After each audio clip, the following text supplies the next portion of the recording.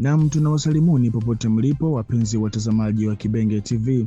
Matumaini yetu mko salama salimini, na tunatumia fursa hii kuwakaribisha kusikiliza awamu ya kwanza ya matangazo ya habari za matukio ya kila siku kwa yale ambayo yanaendelea kujiri katika nchi ya Jamhuri ya Kidemokrasia ya Kongo, hususan katika maeneo yake ya mashariki ambako hali ya usalama inazidi kuzorota siku baada ya siku, japokuwa michakato na mikakati iliyoko mezani ya kutafuta suluhisho la amani la kudumu leo tarehe 6 Machi mwaka 2026. Na tutakwenda kuanzia huko Kivu Kusini ambako mapigano yameripotiwa mapema alfajiri ya jana Alhamisi tarehe 5 Machi majira ya saa 11 alfajiri ya 5 du matin katika vijiji kadhaa vya wilaya ya Mwenga. Na kwa mujibu wa vyanzo vya ndani na vya kiusalama, mapigano hayo yaliendelea hasa katika maeneo ya Katala, Marundi na Burinyi. Kwa mujibu wa taarifa zilizokusanywa kutoka eneo la tukio, mapigano hayo yaliwakutanisha waasi wa M23 AFC ambao walikuwa wakishambulia ngome na nafasi zilizoshikiliwa na wapiganaji wazalendo wanaosaidiwa na jeshi la taifa FARDC. Mashuhuda wanasema kuwa milio ya risasi ilikuwa mikali katika baadhi ya maeneo, hali iliyosababisha hofu kubwa miongoni mwa raia wa eneo hilo. Baadhi ya familia zimelazimika kuyahama makazi yao kwa hofu ya kuongezeka kwa mapigano.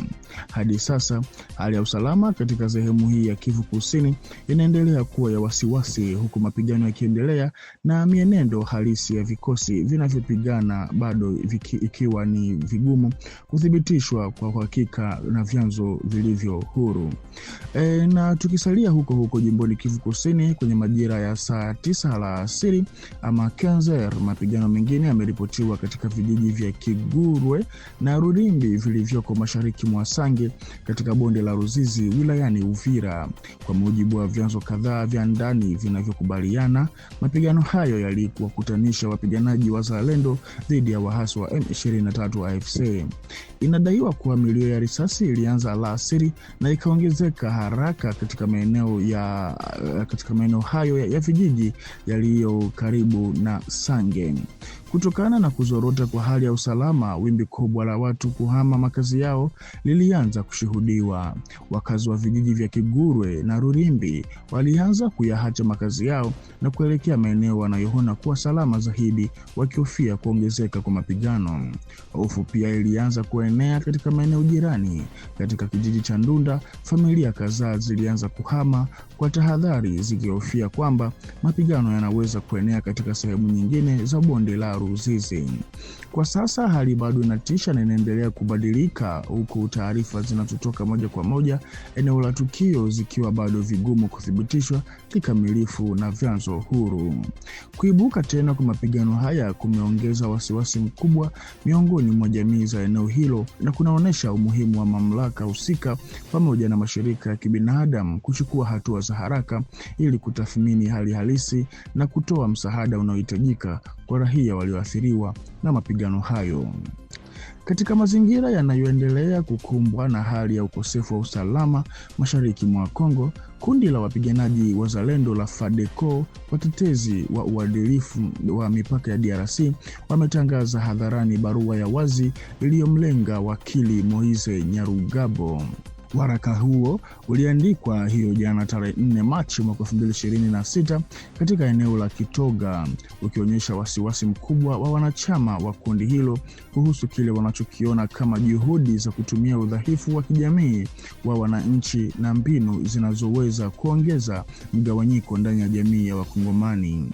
Katika barua hiyo walioitia sahini wanasisitiza tena kushikamana kwao na vifungu vya 63 na 64, yani article 63 na article 64 vya katiba ya nchi ambavyo vinatoa haki lakini pia wajibu wa raia kulinda taifa na uadilifu wa mipaka yake iwapo kutatokea tishio au uvamizi kutoka nje.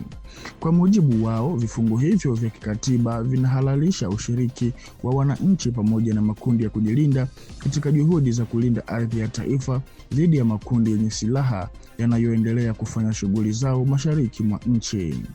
Waandishi wa barua hiyo pia wanataja kile wanachodai kuwa ni nafasi au mchango ambao Maitre Nyarugabo angekuwa nao katika baadhi ya matukio yaliyohusiana na harakati za wahasi zilizogusa historia ya hivi karibuni ya DRC. Hata hivyo, bila kutoa maelezo ya kina katika waraka uliotolewa hadharani, wanaeleza kuwa madai hayo yanapaswa siku moja kuchunguzwa na vyombo vya haki ili kubaini ukweli na kuwajibisha wale watakaopatikana na hatia iwapo itathibitika. Barua hiyo imetiwa saini na Maitre Baguma Ruteranya anayewasilishwa kama rais wa kundi hilo la wazalendo la FADECO. Hatua hii inakuja katika kipindi ambacho hali ya kisiasa na kiusalama mashariki mwa nchi bado ni tete, hasa kutokana na mzozo unaoendelea unahusisha waasi wa M23.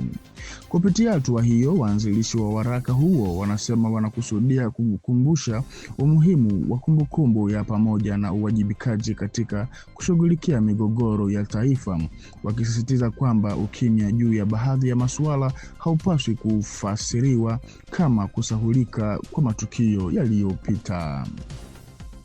Mamlaka za Jamhuri ya Kidemokrasia ya Kongo zimetangaza kuwarudisha kwa familia zao vijana kadhaa wanaotoka katika Haut Plateau za Kivu Kusini ambao hapo awali walikuwa wamejiunga na kundi lenye silaha la Twirwaneho linalochukuliwa kuwa mshirika wa waasi wa M23.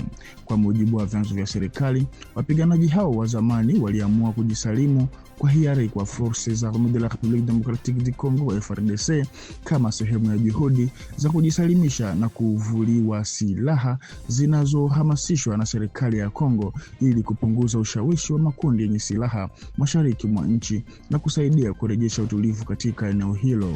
Baada ya kujisalimisha kwao, vijana hao walichukuliwa na huduma husika kwa ajili ya utaratibu wa mahojiano ya kiusalama na ya kiutawala, yani debriefing.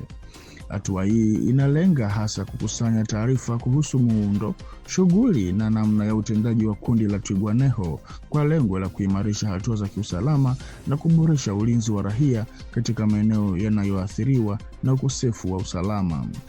Wakati huo huo, uchunguzi wa kisheria na kiutawala ulifanyika ili kubaini iwapo baadhi yao walihusika binafsi katika vitendo vinavyoweza kuwajibisha kisheria. Hadi sasa hakuna shtaka lililowekwa dhidi ya watu hao, huku mamlaka zikikumbusha kwamba uwajibikaji wa jinai ni wa mtu binafsi. Kurejeshwa kwa wapiganaji hao wa zamani wa kwa familia zao pia ni sehemu ya utekelezaji wa programme de désarmement, de mobilisation, relèvement communautaire et stabilisation PDDRCS, mpango uliowekwa na serikali kwa ajili ya kurahisisha urejeaji wa kijamii na kiuchumi wa wanachama wa zamani wa makundi yenye silaha. Kupitia hatua hii, serikali ya Kongo inalenga kuwahamasisha wapiganaji wengine walioko katika makundi yenye silaha kuweka chini silaha na kujiunga na mipango ya kuvuliwa silaha na kurejea katika maisha ya kiraia. Serikali pia inatoa wito kwa jamii za wenyeji na viongozi wa kijamii kuunga mkono juhudi za uhamasishaji na uingizaji upya wa wapiganaji hao katika jamii ambazo zinachukuliwa kuwa muhimu kwa kuimarisha amani na utulivu mashariki mwa Jamhuri ya Kidemokrasia ya Kongo. Na kwa taarifa hii, mpenzi mtazamaji wa Kibenge TV, ndiko ambako tunakwenda kuweka nukta kwa awamu ya kwanza ya matangazo ya hapo kumradhi ya matukio ya kila siku kwa yale ambayo yanajiri kila siku katika nchi ya Jamhuri ya Kidemokrasia ya Kongo. Na kuzidi kupata habari kutoka kwetu, tunakuomba ubaki sambamba hapa kwenye channel yetu ili uwe wa kwanza kufaidi habari motomoto kutoka Kibenge TV. Kwa hiyo tukutane kwa majaliwa kwa kuzidi kuhabarishana zaidi.